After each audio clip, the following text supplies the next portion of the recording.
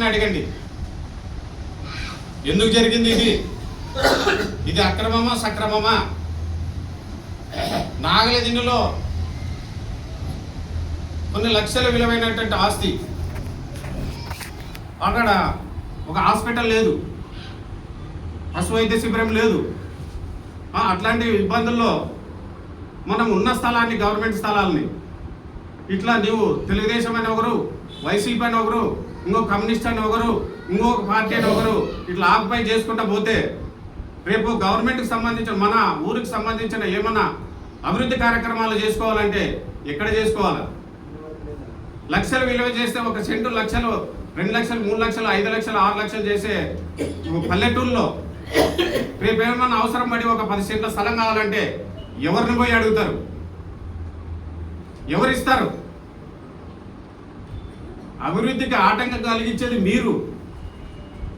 అది దృష్టిలో పెట్టుకోవాలా. అది దృష్టిలో పెట్టుకోకుండా మీరు ఊగా జయనాశ్వర రెడ్డి గారు కక్ష సాధింపు రాజకీయాలు చేస్తున్నారని, ఆయన తండ్రి గారు బివి మోహన్ రెడ్డి గారు ఎప్పుడూ కక్ష రాజకీయాలు చేయలేదు.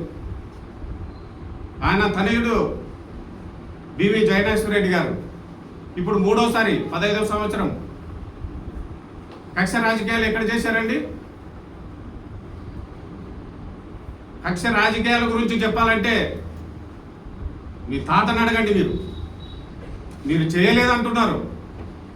మీరు ఫస్ట్ గెలిచినప్పుడు ఎమ్మెనూరులో ఎన్ని మటర్లైనా ఒకసారి మననం చేసుకోండి. మీరు గుండెపై చేసుకొని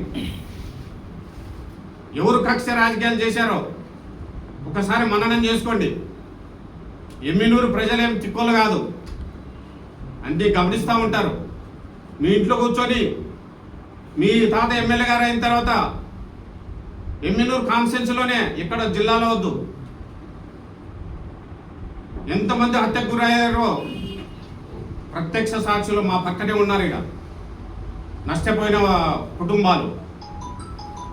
కక్ష రాజకీయాల గురించి రాజీవ్ రెడ్డి గారు, మీరు అభివృద్ధికి చేతనైతే అభివృద్ధికి సహకరించండి, లేదంటే మీరు కోర్టులో ఏదైనా చూపించుకుంటే కోర్టు డైరెక్షన్ ఎవరికి ఇస్తే వాళ్ళకి ఇస్తారు. మా ఎమ్మెల్యే గారికి దీనికి ఎటువంటి సంబంధం లేదు. ఆ రోజు సర్పంచ్ గారు, నాగల్దిన్నె సర్పంచ్ గారు ఎవరైతే ఉన్నారో, మీ సానుభూతి పరుడైనటువంటి వైసీపీ సర్పంచ్ గారు ఆ రోజు దాన్ని అక్రమ కట్టడం అని సెక్రటరీలకి ఇచ్చి, వాళ్ళతో నోటీసులు ఇచ్చి వాళ్ళతో ఈ కార్యక్రమం చేయించారు. మీ పక్కనున్న మీ సర్పంచ్ని అడగకుండా మా ఎమ్మెల్యే పైన అంటే ఇక్కడ ఏమి అనిపించుకోవడానికి మేము సిద్ధంగా లేము. మీరు పూర్తి విషయాలు తెలుసుకొని మాట్లాడాలా. ఊకు రోడ్డు మీద వచ్చి వాళ్ళ కుటుంబాలను కూర్చోబెట్టి జయనాశ్వర రెడ్డి చేశారు, జయనాశ్వర రెడ్డి చేయాలంటే ఎన్నో చేస్తాడు. మీ మాదిరి ఎమ్మెనూరులో అది కోవిడ్ ఉన్న సమయంలో బయటికి రాని పక్షంలో